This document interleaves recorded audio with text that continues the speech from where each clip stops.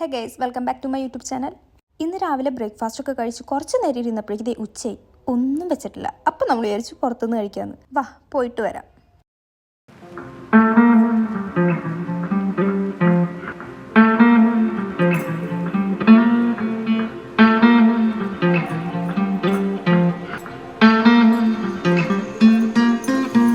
അതെ, നമ്മൾ സദ്യ തന്നെ കഴിക്കാൻ പോണേ, വേറെ ഒന്നുമല്ല. പണ്ട് ഞാൻ അമ്മയുടെ ഒപ്പേ ഇതുപോലൊക്കെ പോകുമ്പോൾ ഏതെങ്കിലും റെസ്റ്റോറൻറ്റിൽ ഞങ്ങൾ കയറും. ഞങ്ങൾ കയറിയിട്ട് അമ്മയോട് എന്ത് വേണമെന്ന് ചോദിച്ചാൽ അമ്മ ഫസ്റ്റ് ചോറ് പറയാറുള്ളൂ. ഞാൻ ചോദിക്കാറുണ്ട്, അമ്മയ്ക്ക് പുറത്തേക്ക് പോകുമ്പോഴെങ്കിലും എന്തെങ്കിലും വാങ്ങിച്ച് കഴിച്ചുകൂടെയെന്ന്.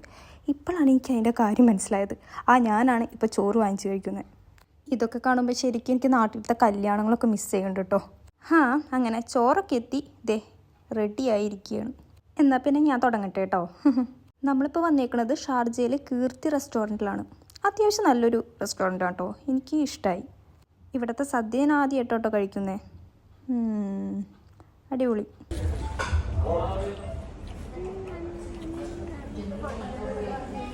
ഇഷ്ടപ്പെടാ?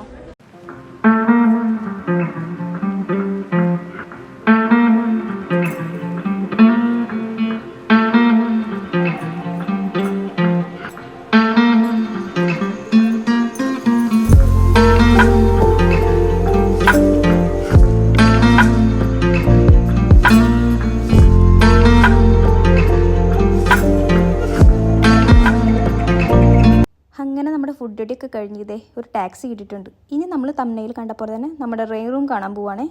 സംഭവം എന്താണെന്ന് എനിക്ക് വലിയ പിടുത്തമൊന്നുമില്ല, എന്നാലും നമുക്ക് പോയി നോക്കിയിട്ട് വരാം. ജാനിക്കുട്ടി എൻ്റെ അടുത്ത് തന്നെ ഇരിക്കുന്നുണ്ട് കേട്ടോ. ഇതൊക്കെ നമ്മൾ പോകുന്ന വഴിയാണ് കേട്ടോ. റെയിൻ റൂമിനെ കുറിച്ച് പറയാനെന്താ, ഇത് ശരിക്കും നമ്മുടെ ഷാർജയിൽ ഓപ്പൺ ആക്കിയത് 2018 പിന്നെ ഇത് ശരിക്കും ഷാർജ ആർട്ട് ഫൗണ്ടേഷൻ്റെ ആണ്. ഇത് കണ്ടുപിടിച്ചത് റാൻഡം ഇൻ്റർനാഷണൽ എന്ന് പറയുന്ന ഒരു ആർട്ട് ഗ്രൂപ്പാണ്. ഇതാണ് നമ്മുടെ റെയിൻ റൂം. പുറത്തുനിന്ന് നോക്കുമ്പോൾ ഇത് ശരിക്കും ഒരു സ്ക്വയർ ബിൽഡിംഗ് ആണ്. പിന്നെ ഇതിൻ്റെ ഓപ്പണിംഗ് ടൈം വരുന്നത് Saturday to Thursday 9 AM to 9 PM, Friday 4 PM to 10 PM ആണ്. പിന്നെ ഒരാൾക്ക് വരുന്നത് 25 ദിർഹമാണ്. ഒരു 15 മിനിറ്റ് ഉള്ളൂ ഒരാൾക്ക്, അതായത് ഒരു സെറ്റിന്. അങ്ങനെ നമ്മൾ അകത്തേക്ക് കയറി. കണ്ടോ, ഇവർ മുമ്പേ പറയും നമ്മളോട് പയ്യെ നടക്കണമെന്ന്. അതായത് നമ്മൾ ഈ അമ്പലത്തിൽ ഒറ്റടിയൊക്കെ വെച്ച് നടക്കില്ല, അതുപോലെ. നമുക്ക് പിന്നെ ക്ഷമയില്ലാത്ത കാരണം കയറിയപ്പോഴേക്കും ഞാൻ നനഞ്ഞു. ഇതൊരു എക്സാമ്പിൾ പറയുവാണെങ്കിൽ, നമ്മൾ ഈ മഴയത്തൊക്കെ കുട പിടിച്ചിട്ട് നിൽക്കുമ്പോൾ നമ്മുടെ മേത്ത് വീഴില്ല, നമ്മുടെ ചുറ്റും നമ്മുടെ ഡ്രസ്സൊക്കെ ഇത്തിരി നനയില്ല. അതുപോലൊക്കെ തന്നെ എനിക്ക് ഫീൽ ആയത്.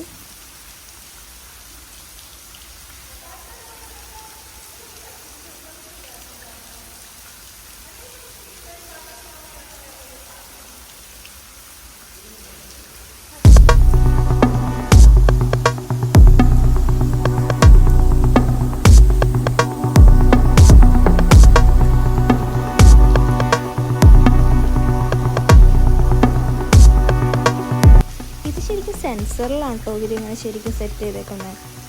എന്നാലും സംഭവം അടിപൊളിയായിട്ടുണ്ടേ.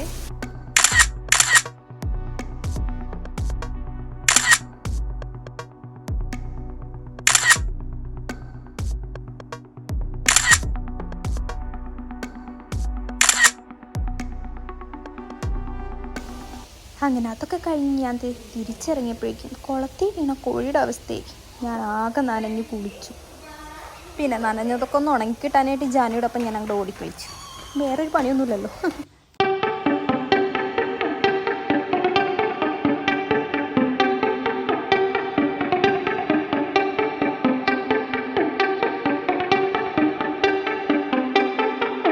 ഇതാണ് എൻ്റെ പങ്കാളി. പുള്ളിക്കാരൻ അങ്ങനെ നനഞ്ഞിട്ടൊന്നുമില്ല കേട്ടോ, എന്നെക്കാൾ കൂടുതൽ ക്ഷമയുള്ളതുകൊണ്ടാവും. അങ്ങനെ അത് കഴിഞ്ഞതേ നമ്മൾ പോവാണേ. അങ്ങനെ അവിടെ നിന്ന് ഇറങ്ങിയ വഴി തന്നെ നോക്കിയപ്പോൾ ഒരു ചെടിയുടെ കട. എന്നാൽ പിന്നെ അവിടെയും കൂടി കയറിയിട്ട് അങ്ങോട്ട് വീട്ടിലേക്ക് പോകാമെന്ന് വിചാരിച്ചു. നമ്മളിപ്പോൾ നിൽക്കുന്ന റൂമിൽ ചെടിയൊന്നും ഇല്ലാത്തതുകൊണ്ട് ഇവിടെ നിന്ന് 2-3 ചെടി വാങ്ങിച്ചിട്ട് പോയാലോ എന്ന് വിചാരിച്ചിട്ടാണ് കയറിയത്. സംഭവം കൊള്ളാം, അത്യാവശ്യം കളക്ഷൻ ഉണ്ടായിരുന്നു. ഞങ്ങൾക്കിങ്ങനെ ചെടികളൊക്കെ വാങ്ങിച്ച് ഇങ്ങനെ സെറ്റ് ചെയ്യാനൊക്കെ ഭയങ്കര ഇഷ്ടമാണ്. പക്ഷെ അതിനുള്ള സ്പേസ് നമ്മുടെ റൂമിലില്ല.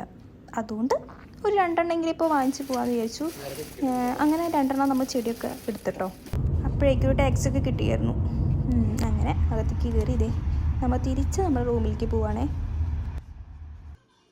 റൂമൊക്കെ എത്തി. ഒരാൾ ഇവിടെ സെറ്റ് ചെയ്തു, 2 പേരെ നമ്മൾ ഇവിടെ സെറ്റ് ചെയ്തു. അപ്പോൾ നമ്മുടെ ഇന്നത്തെ കുട്ടി വീഡിയോ ഇത്രേ ഉള്ളൂ. എൻ്റെ വീഡിയോ ഇഷ്ടപ്പെട്ടിട്ടുണ്ടെങ്കിൽ എല്ലാവരും സബ്സ്ക്രൈബ് ചെയ്യുക, ലൈക്ക് ചെയ്യുക, ഷെയർ ചെയ്യുക, കമൻറ്റ് ചെയ്യുക. ബൈ.